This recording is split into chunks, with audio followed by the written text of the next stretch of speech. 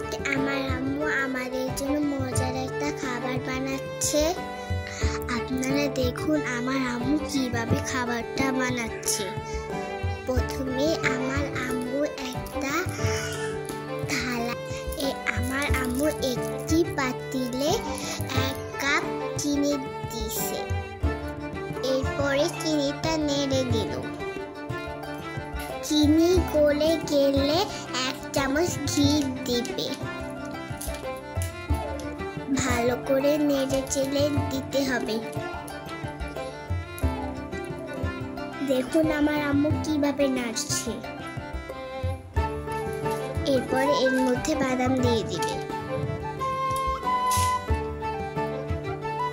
দেখুন আমার আম্মু কিভাবে করছে। অনেক মজার এই খাবারটা। বলুন তো এটার নাম কি? আপনারা যদি খাবারের নামটা জেনে থাকেন তাহলে কমেন্টে জানিয়ে দিবেন। এটা আমার অনেক পছন্দ।